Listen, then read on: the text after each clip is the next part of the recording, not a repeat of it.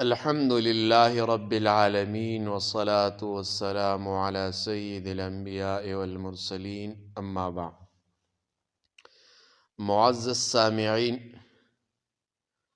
آج ہمارا معاشرہ جس بے چینی، بد اعتمادی اور بگاڑ کا شکار ہے، یہ سب اچانک نہیں ہوا۔ یہ بگاڑ اس وقت شروع ہوا جب ہم نے دین، اخلاق اور ذمہ داری کو چھوڑ دیا۔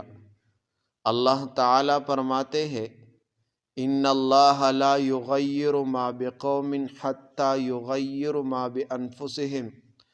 اللہ کسی قوم کی حالت نہیں بدلتا جب تک وہ خود اپنی حالت نہ بدلے۔ معاشرتی بگاڑ کی بنیادی وجوہات کیا ہے؟ نمبر 1، دین سے دوری۔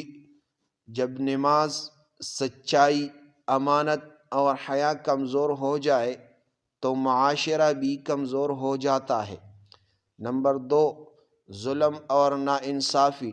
جب طاقتور قانون سے بالا اور کمزور بے سہارا ہو تو نفرت اور فساد پھیلتا ہے۔ رسول اللہ صلی اللہ علیہ وسلم نے فرمایا، اتقوا الظلم فإن الظلم ظلمات یوم القیامہ۔ ظلم سے بچو کیونکہ ظلم قیامت کے دن اندھیروں کا سبب ہے۔ مسلم کی حدیث ہے۔ نمبر 3، تعلیم کے ساتھ تربیت ہونا چاہیے۔ ڈگریاں بڑھ گئی مگر کردار کمزور ہو گیا۔ تعلیم اگر اخلاق نہ سکھائے تو فائدہ نہیں دیتی۔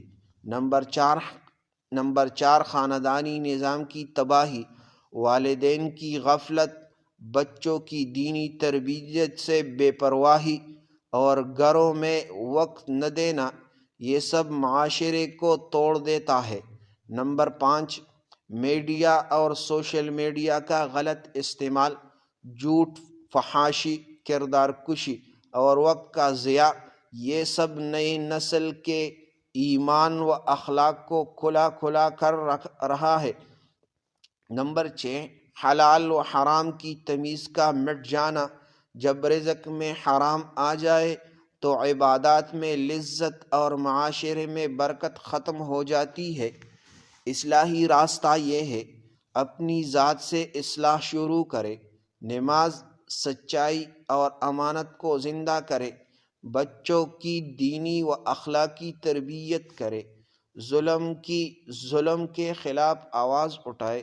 برائی کو برا اور نیکی کو نیکی کہے۔ حضرت علی رضی اللہ تعالی عنہ کا قول ہے، قوم کفر کے ساتھ تو باقی رہ سکتی ہے مگر ظلم کے ساتھ نہیں۔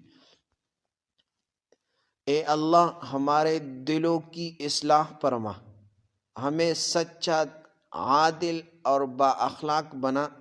ہمارے گھروں اور ہمارے معاشرے کو فتنوں سے محفوظ فرما اور ہمیں اپنی رضا کے راستے پر چلا۔